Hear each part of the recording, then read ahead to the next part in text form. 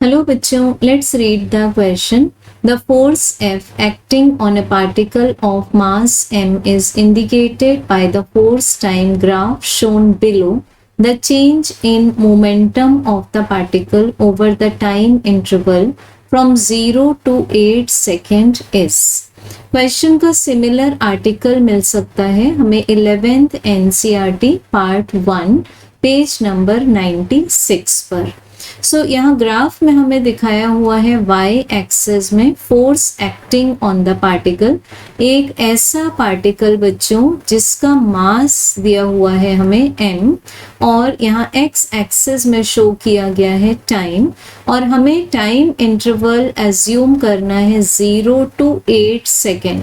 अगर हम x axis को ऑब्जर्व करें तो 0 to 8 second means complete graph जहाँ पर प्लॉट किया गया है और यहाँ हमें फाइंड करना है द चेंज इन मोमेंटम. अब अगर हम मोमेंटम को एनालाइज करें, the linear momentum, it is a vector quantity and we have the change in linear momentum is equals to the impulse given to the particle by the force in the time interval 0 to 8 second. ये vector quantity है. अब यहाँ पर force multiplied by time हमें क्या दे देता है? Impulse. क्योंकि अगर हम इम्पल्स का मैग्नीट्यूड चेक करें तो this is the product of force and time.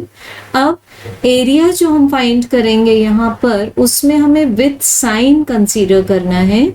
सबसे पहले नेमिंग कर देते हैं शेप्स की. This is OAB, CD, EFG and this is H.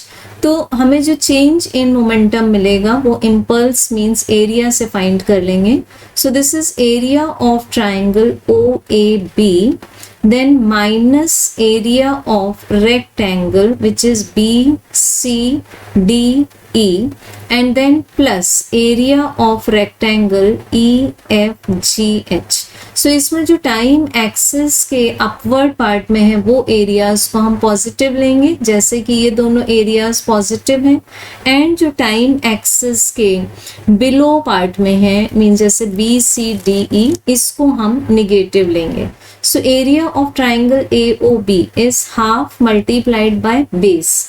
तो बेस है हमारे पास में 2 and the height means force in newton है 6 माइनस इस रेक्टेंगल का area just length multiplied by breadth. This is 3 multiplied by 2 plus then third rectangle का area भी लेंथ मल्टीप्लाइड बाय ब्रेड्थ. तो दिस इज 4 मल्टीप्लाइड बाय 3. यहाँ से 2 cancel हो जाता है. हमें मिलता है 6 माइनस 6 प्लस 12.